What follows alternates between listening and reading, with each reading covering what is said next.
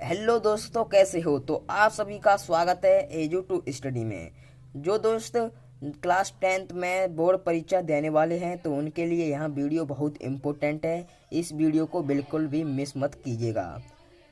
दोस्तों, आज हम लेकर आए हैं इम्पोर्टेंट साइंस के कुछ इम्पोर्टेंट क्वेश्चन, तो वीडियो को लास्ट तक देखिए दोस्तों, पहले हम वीडियो लेकर आए थे क्योंकि हम उसमें संयोजन तथा वियोजन अभिक्रिया को समझे ऐसे क्वेश्चन लेकर आए थे। आज हम आपको साथ साथ उसका हल भी बताएंगे, उसका परिभाषा भी बताएंगे। तो देखिए दोस्तों, अगर आपने हमारे चैनल को सब्सक्राइब नहीं किया तो हमारे चैनल को सब्सक्राइब कर दीजिएगा और वीडियो को लाइक जरूर कर दीजिएगा। तो दोस्तों शुरू करते हैं वीडियो को। देखिए दोस्तों, पहली परिभाषा क्या है हमारी। पहला क्वेश्चन है संयोजन तथा वियोजन अभिक्रिया को समझाइए। देखिए दोस्तों, संयोजन अभिक्रिया यहाँ आपको मतलब कि यहाँ 2 नंबर भी पूछ सकता है, इसे 4 नंबर में पूछ सकता है, इसे दीर्घ उत्तरीय में पूछ सकता है। देखिए दोस्तों, 2 नंबर में कैसे पूछेगा ये, संयोजन तथा वियोजन अभिक्रिया को समझाइए। इसमें से आपको संयोजन अभिक्रिया पूछ सकता है खाली, क्योंकि 9 कह सकता है वो कि संयोजन अभिक्रिया को लिखिए। तो आपको क्या लिखना है, जब 2 या 2 से अधिक अभिकारक तत्व या यौगिक मिलकर एकल उत्पाद का निर्माण करते हैं उसे संयोजन अभिक्रिया कहते हैं। क्या दोस्तों, संयोजन अभिक्रिया क्या है, जब 2 या 2 से अधिक अभिकारक तत्व या यौगिक मिलकर एकल उत्पाद का निर्माण करते हैं तो उसे हम संयोजन अभिक्रिया कहते हैं। इसे आपको उदाहरण देकर भी समझाना है। N2 + 3H2 एरो हमारा बन जाएगा अमोनिया, A2NH3 प्लस ऊष्मा। और दोस्तों, हमें आपको पूरा कराना है, मतलब कि संयोजन तथा वियोजन अभिक्रिया को समझाइए। देखिए दोस्तों, आपको हम सब अभिक्रिया बताएंगे, ऊष्मा चेपी अभिक्रिया, ऊष्मा शोषी अभिक्रिया को समझाइए। ऐसे क्वेश्चन बहुत लेकर आए हम, तो आप वीडियो को लास्ट तक देखिए। आपको संयोजन अभिक्रिया को बता दिए। दोस्तों, एक मेरी शर्त है, प्लीज़ आपको ये नोट कर लेना है। देखिए दोस्तों, नोट करते चलिए ताकि आप द्वारा भी भेज सकते हैं इस चीज़ को तभी। अब आए थे हम वियोजन अभिक्रिया। देखिए दोस्तों, वियोजन अभिक्रिया क्या है, ऐसी रासायनिक अभिक्रियाएं जिनमें कोई पदार्थ वियोजित होकर 2 या 2 से अधिक पदार्थ उत्पन्न करता है तो हम इसे क्या कहते हैं, वियोजन अभिक्रिया कहते हैं। देखिए दोस्तों, वियोजन अभिक्रिया क्या थी हमारी, ऐसी रासायनिक अभिक्रिया जिसमें कोई पदार्थ वियोजित होकर 2 या 2 से अधिक पदार्थ उत्पन्न करता है तो उसे हम वियोजन अभिक्रिया कहते हैं। इसका उदाहरण क्या है, इसका उदाहरण है NH4Cl बन जाता है हमारा NH3 + HCl। क्या हुआ दोस्तों, ये वियोजित हो गया, 2 पदार्थों में वियोजित हो गया, 2 तत्वों में वियोजित हो गया। NH4Cl में से क्या बनेगा, NH3 अमोनिया बनेगा, HCl बनेगा हाइड्रोक्लोरिक अम्ल। अब दोस्तों आ जाते हम दूसरे प्रश्न पर। दूसरा प्रश्न क्या है हमारा, ऊष्मा चेपी तथा ऊष्मा शोषी अभिक्रिया को समझाइए। ऊष्मा चेपी तथा ऊष्मा शोषी को अभिक्रिया को समझाइए। यहाँ आ जाता है 4 नंबर में, और 2 नंबर में कैसे पूछेगा, ऊष्मा चेपी अभिक्रिया को समझाइए खाली, और यहाँ ऊष्मा शोषी अभिक्रिया को समझाइए, ऊष्मा चेपी अभिक्रिया को समझाइए। तो दोस्तों हम शुरू करते हैं ऊष्मा चेपी अभिक्रिया से। ऐसी रासायनिक अभिक्रियाएं जिनमें ऊष्मा उत्पन्न होती है तथा अभिक्रिया मिश्रण का ताप बढ़ता है ऊष्मा चेपी अभिक्रिया कहलाती है। क्या दोस्तों, ऐसी रासायनिक अभिक्रियाएं जिनमें ऊष्मा तो उत्पन्न होती है पर तथा अभिक्रिया मिश्रण का ताप भी बढ़ता है साथ में, तो ऊष्मा चेपी अभिक्रिया कहलाती है। इसका उदाहरण क्या है, C+O2 एरो बन जाता है हमारा CO2 + 58.3 किलो कैलोरी। क्या बन जाता है, 58.3 किलो कैलोरी ऊष्मा उत्पन्न होती है। अब आ जाता है हमारा दूसरा, क्या आ जाता है, ऊष्मा शोषी अभिक्रिया को समझिए। ऐसी रासायनिक अभिक्रिया जिनमें ऊष्मा अवशोषित होती है, मतलब कि ऊष्मा अवशोषित करती है, और क्या होता है, तथा अभिक्रिया मिश्रण का ताप घट जाता है ऊष्मा शोषी अभिक्रिया कहलाती है। देखिए दोस्तों, ऐसी रासायनिक अभिक्रियाएं जिनमें ऊष्मा अवशोषित होती है और अभिक्रिया का मिश्रण का ताप घट जाता है ऊष्मा शोषी अभिक्रिया कहलाती है। अब दोस्तों आ जाते हैं हम इसके उदाहरण पर। इसका उदाहरण क्या है, N2 + O2 2NO - 45 kilo calorie.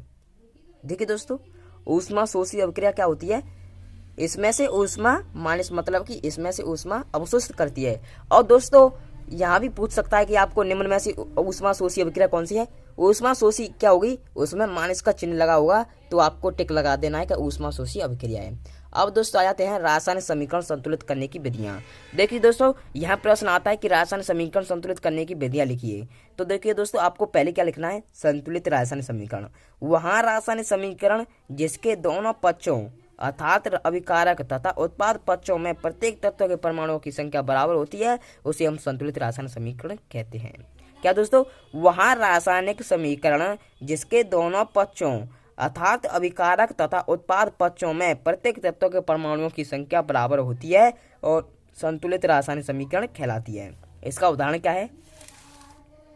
इसका उदाहरण है 2KClO3 सॉलिड गर्म करने पर 2KCl सॉलिड प्लस 3O2, मतलब कि यहाँ 3O2 ऊष्मा, मतलब कि यहाँ O2 विकसित होती है। ठीक है दोस्तों, संतुलित रासायनिक समीकरण आपको संतुलित करना सीखना होगा पहले कि संतुलित कैसे होती है। 2 तो 2 ऐसा 3O2 तो O3 यहाँ पर बन गया 3 दूनी 6, मतलब कि O3 है, और 3 दूनी 6 तो O2 3 दूनी 6। ऐसे आपको 2KCl तो 2KCl। दोस्तों देखिए, आपको संतुलित रासायनिक समीकरण मैंने वीडियो बता दी है और वहाँ आप प्लेलिस्ट में जाकर देख सकते हैं वीडियो को। अब आ जाते हैं दोस्तों, क्या होता है रासायनिक समीकरण संतुलित करने की आवश्यकता, क्यों आवश्यकता? ऐसा प्रश्न आता है, रासायनिक समीकरण संतुलित करने की क्या आवश्यकता होती है, क्यों होती है? देखो दोस्तों, द्रव्यमान संरक्षण के नियमानुसार प्रत्येक रासायनिक परिवर्तन में ना तो कोई नया परमाणु उत्पन्न होता है और ना ही नष्ट होता है। अंततः रासायनिक अभिक्रियाओं में द्रव्यमान संरक्षण के नियम संतुष्ट करने के लिए रासायनिक समीकरण को संतुलित किया जाता है। अन्य शब्दों में अभिकारकों में विभिन्न तत्वों के परमाणुओं की संख्या उत्पादों में उसी प्रकार के तत्वों के परमाणुओं की संख्या के बराबर होना आवश्यक है। इसे आपको नोट कर लेना है, बहुत इंपॉर्टेंट चीज़ है कि रासायनिक समीकरण संतुलित करने की क्यों आवश्यकता है। तो देखिए, आपको नोट कर लेना है। अब आ जाता है हमारा प्रश्न, रासायनिक अभिक्रिया किसे कहते हैं? उदाहरण देकर समझाइए और रासायनिक समीकरण से क्या अभिप्राय है। ऐसा प्रश्न आता है तो आपको यहाँ करना जरूरी है। अब लिखना है दोस्तों आपको रासायनिक अभिक्रिया एवं समीकरण। तो रासायनिक अभिक्रिया क्या है? रासायनिक अभिक्रिया जब एक या एक से अधिक पदार्थ आपस में क्रिया करके नए पदार्थ का निर्माण करते हैं तो ऐसी अभिक्रिया रासायनिक अभिक्रिया कहलाती है। देखो दोस्तों, जब एक या एक से अधिक पदार्थ आपस में क्रिया करते हैं नए पदार्थ का निर्माण करते हैं तो ऐसी अभिक्रिया रासायनिक अभिक्रिया कहलाती है। इसे आपको नोट कर लेना है। कैसे? जैसे गर्मियों में दूध खराब होना, अंगूर का किण्वन होना। अब आ जाते हैं हम रासायनिक अभिक्रिया के प्रकार। देखिए दोस्तों, रासायनिक अभिक्रिया के 5 प्रकार होते हैं, तो इसको आपको नोट कर लेना है। वियोजन अभिक्रिया, संयोजन अभिक्रिया, प्रतिस्थापन विस्थापन अभिक्रिया और द्विविस्थापन अभिक्रिया, ऊष्मा शोषी ऊष्मा चेपी अभिक्रिया। ये अभिक्रियाएं आपको तैयार कर लेनी है। पहले पढ़ते हैं हम वियोजन अभिक्रिया। वियोजन अभिक्रिया हम पढ़ चुके हैं और संयोजन अभिक्रिया भी पढ़ चुके हैं, तो इसे आपको मत करना है। तो आगे बढ़ते हैं। आपको संयोजन अभिक्रिया भी करा दी पहले इसी वीडियो में। और दोस्तों, अब आ जाती है हमारी विस्थापन या प्रतिस्थापन अभिक्रिया। देखिए दोस्तों, वे अभिक्रियाएं जिसमें किसी यौगिक के एक तत्व के स्थान पर उससे अधिक अभिक्रियाशील किसी यौगिक का तत्व आ जाता है, उसे हम विस्थापन या प्रतिस्थापन अभिक्रिया कहते हैं। क्या है दोस्तों? वे अभिक्रियाएं जिसमें किसी यौगिक के एक तत्व के स्थान पर उससे अधिक अभिक्रियाशील किसी यौगिक का तत्व आ जाता है, उसे हम विस्थापन या प्रतिस्थापन अभिक्रिया कहते हैं। इसका उदाहरण क्या है? CuSO4 प्लस Zn, तो क्या बन जाता है हमारा ZnSO4Cu। क्या है दोस्तों? ZnCu के मतलब कि ZnSO4 के साथ क्रिया कर जाता है और Cu अलग कर देता है, तो यहाँ विस्थापन अभिक्रिया कहलाती है और प्रतिस्थापन अभिक्रिया भी। अब आ जाते हैं हम दोस्तों द्विविस्थापन अभिक्रिया पर। देखिए दोस्तों, द्विविस्थापन अभिक्रिया भी बहुत इंपॉर्टेंट है, आपको यहाँ कर लेनी है। द्विविस्थापन अभिक्रिया ऐसी अभिक्रियाएं जिनमें अभिकारकों के मध्य आयनों का आदान प्रदान होकर उत्पाद प्राप्त होते हैं, द्विविस्थापन अभिक्रियाएं कहलाती हैं। देखिए दोस्तों, इसे सरल रूप में करिए आप।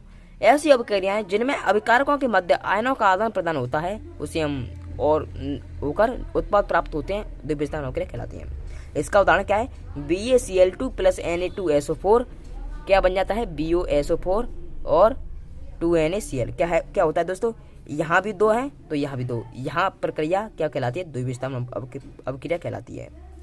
अब पढ़ते हैं दोस्तों हम उपचयन अभिक्रिया। ऐसी रासायनिक अभिक्रिया जिसमें ऑक्सीजन संयोजित होती है उपचयन अभिक्रिया कहलाती है। क्या है दोस्तों? उपचयन अभिक्रिया क्या कहलाती है? ऐसी रासायनिक अभिक्रिया जिसमें ऑक्सीजन संयोजित होती है उपचयन अभिक्रिया कहलाती है। देखिए दोस्तों, इसमें ऑक्सीजन संयोजित हो रही है, मतलब कि ऑक्सीजन जुड़ रही है, 2MgO2 प्लस O2 तो क्या बन जाता है हमारा 2MgO। S प्लस O2 तो क्या बन जाता है SO2। अब पढ़ते हैं हम अपचयन अभिक्रिया। वहाँ रासायनिक अभिक्रिया जिसमें ऑक्सीजन का हस्र होता है, मतलब कि ऑक्सीजन निकलती है, उसे हम उपचयन अभिक्रिया अपचयन अभिक्रिया कहते हैं।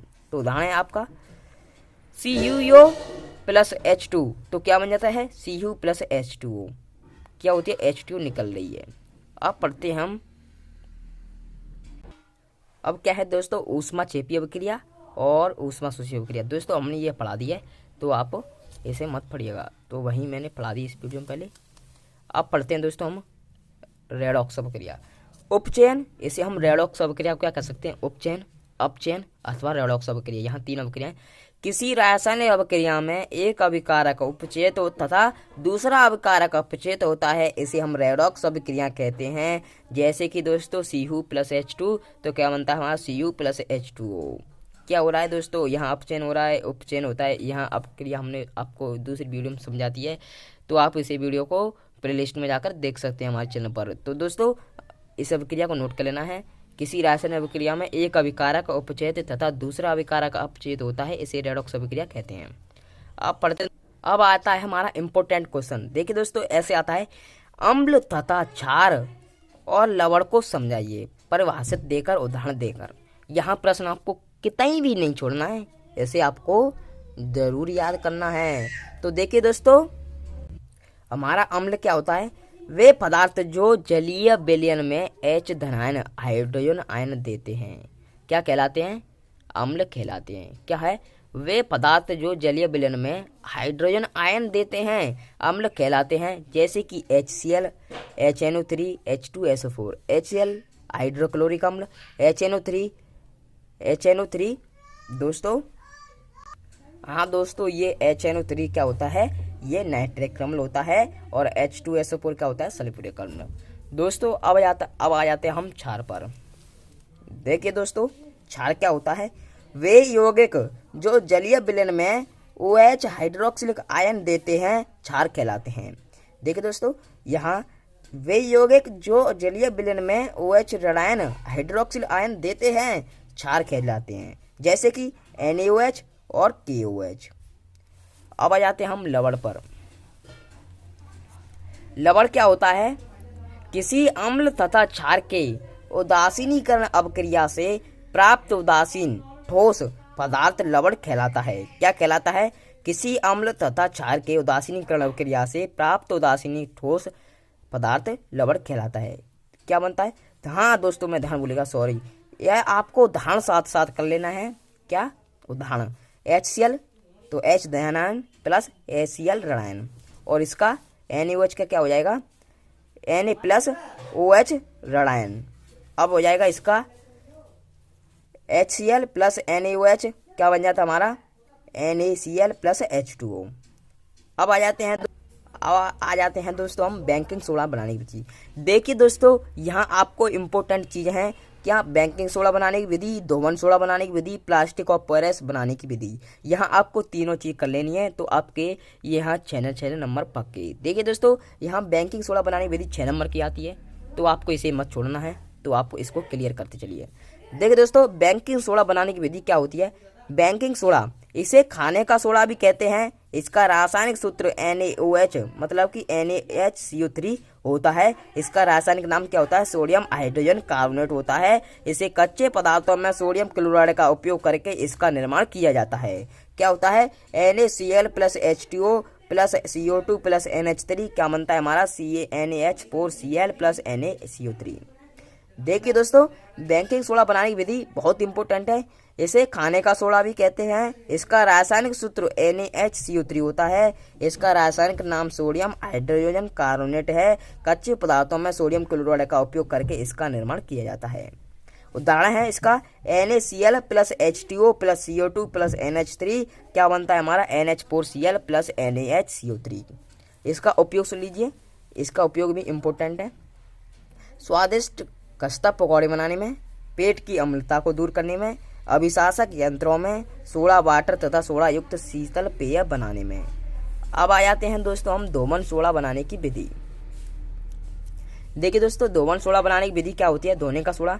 इसका रासायनिक सूत्र Na2CO3 इंटू 10H2O होता है। बेकिंग सोडा को गर्म करने पर जो सोडियम कार्बोनेट प्राप्त होता है उसके लिए पुनः क्रिस्टलीकरण से धोने का सोडा प्राप्त होता है। इसका उदाहरण क्या है, Na2CO3 प्लस 10H2O क्या बन जाता है हमारे Na2CO3 इंटू 10H2O।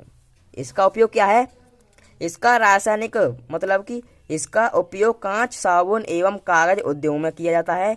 इसका उपयोग घरों में साफ सफाई के लिए किया जाता है। किसका, धोने का सोडा का। अब आ जाते हैं दोस्तों और भी अब क्या है, प्रयोगशाला अभिक्रमक के रूप में और जल की स्थायी कठोरता को हटाने में। अब आते हैं दोस्तों प्लास्टिक ऑफ पेरिस बनाने की विधि। देखिए दोस्तों, यहाँ भी इम्पोर्टेंट है प्लास्टिक ऑफ पेरिस बनाने की विधि। प्लास्टिक ऑफ पेरिस, इसका रासायनिक सूत्र CaSO4 इंटू हाफ H2O होता है। जिप्सम को 373 डिग्री सेल्सियस पर गर्म करने पर यहाँ जल अणुओं का त्याग कर कैल्शियम सल्फेट अर्ध हाइड्रेट हेमीहाइड्रेट बनाता है। इसके प्लास्टिक ऑफ पेरिस कहते हैं। क्या दोस्तों, इसको आपको समझ में आ गया होगा। देखिए दोस्तों, फिर भी हम दोहरा देते हैं। इसका रासायनिक सूत्र क्या होता है, CaSO4 इंटू हाफ H2O होता है। जिप्सम को 373 डिग्री सेल्सियस पर गर्म करने पर यहाँ जल के अणुओं का त्याग कर कैल्शियम सल्फेट अर्ध हाइड्रेट हेमीहाइड्रेट बनाता है, इसे हम प्लास्टिक ऑफ पेरिस कहते हैं। इसकी रिएक्शन सुन लेते हैं दोस्तों। देखिए CaSO4 into 1/H2O plus 3/2 H2O क्या बनता है हमारा, जिप्सम तैयार हो जाता है। CaSO4 into 2 H2O। अब दोस्तों आते हैं हम उपयोग पर। उपयोग इसके इम्पोर्टेंट है। प्लास्टिक ऑफ पेरिस के 4 उपयोग बताइए, यहाँ आपको सुन लीजिए। भवन निर्माण में, दंत चिकित्सा में और मूर्तियाँ आदि सजावटी सामानों को बनाने में, टूटी हुई हड्डियों को जोड़ने में। प्लास्टिक ऑफ पेरिस का इसका उपयोग है टूटी हुई हड्डियों को जोड़ने के लिए, मूर्तियाँ आदि सजावटी सामानों को बनाने में, दंत चिकित्सा में और भवन निर्माण में। अब आते हैं हम उदासीनीकरण अभिक्रिया पर। देखिए दोस्तों, उदासीनीकरण अभिक्रिया बहुत इंपॉर्टेंट है क्योंकि यहाँ 2 नंबर में आती है। उदासीनीकरण अभिक्रिया को समझाइए। यहाँ अम्ल एवं क्षारक परस्पर अभिक्रिया करके लवण तथा जल बनाते हैं। इस अभिक्रिया को उदासीनीकरण अभिक्रिया कहते हैं। क्या, अम्ल एवं क्षारक परस्पर अभिक्रिया करके लवण तथा जल बनाते हैं। इस अभिक्रिया को उदासीनीकरण अभिक्रिया कहते हैं। क्षारक प्लस अम्ल और क्या बन जाता है हमारा, लवण प्लस जल। अब आते हैं दोस्तों, इसका उदाहरण क्या है, NaOH प्लस HCl लवण और प्लस जल बनता है हमारा, तो NaCl प्लस H2O लवण बनेगा, जल बन गया। अब आ जाते हैं दोस्तों धातु तथा अधातु के बारे में उदाहरण सहित बताइए। यहाँ बहुत इंपॉर्टेंट है, धातु तथा अधातु के बारे में उदाहरण सहित बताइए। धातु क्या होता है, धातु क्या होता है, वे पदार्थ तत्व जो इलेक्ट्रॉनों का परित्याग कर धनायन बनाते हैं तथा जिन्हें आवर्त सारणी में बाईं ओर रखा जाता है, धातु कहलाते हैं। इसका उदाहरण क्या है, Na, तो Na प्लस और प्लस इलेक्ट्रॉन ऋणायन। तो दोस्तों देखिए, Na का परमाणु क्रमांक कितना होता है, 2.281 क्या बनता है हमारा। और देखिए दोस्तों, सोडियम क्या है, धनायन, Mg एरो Mg2 पे 2 घात, मतलब कि यहाँ संयुक्ता 2 प्लस 2e इलेक्ट्रॉन मैग्नीशियम धनायन। अब आते हम अधातु पर। देखिए दोस्तों, अधातु क्या है, वे पदार्थ जो इलेक्ट्रॉन ग्रहण कर ऋणायन बनाते हैं तथा जिन्हें आवर्त सारणी में दाईं ओर रखा जाता है, अधातु कहलाते हैं। क्या हो जाता, इसे आवर्त सारणी में दाईं ओर रखा जाता है, अधातु कहलाते हैं। अब आते हैं हम इसका उदाहरण, Cl प्लस इलेक्ट्रॉन ऋणायन, अब बन जाता हमारा Cl ऋणायन। तो इसका Cl का परमाणु क्रमांक कितने होते हैं, 288, सोडियम क्लोराइड ऋणायन। अब आते हैं दोस्तों, हेलो दोस्तों, यह है नेक्स्ट क्वेश्चन, विद्युत रासायनिक श्रेणी क्या है, उदाहरण सहित बताइए। सक्रियता श्रेणी, तत्वों को उनकी क्रियाशीलता के घटते क्रम में रखने पर यहाँ श्रेणी प्राप्त होती है, जिसे रासायनिक श्रेणी या सक्रियता श्रेणी कहते हैं। क्या होता है, सक्रियता श्रेणी, तत्वों को उनकी क्रियाशीलता के घटते क्रम में रखने पर यहाँ श्रेणी प्राप्त होती है, जिसे रासायनिक श्रेणी या सक्रियता श्रेणी कहते हैं। सक्रियता श्रेणी का महत्व क्या है, देखिए दोस्तों, यहाँ सक्रियता श्रेणी क्या है, सक्रियता श्रेणी में जो धातुएं हाइड्रोजन से ऊपर स्थित होती हैं वे तनु अम्लों से H2 गैस मुक्त करती हैं, जबकि जो धातुएं हाइड्रोजन से नीचे स्थित होती हैं वे तनु अम्लों से H2 गैस मुक्त नहीं करती हैं। इसका सक्रियता श्रेणी ये है।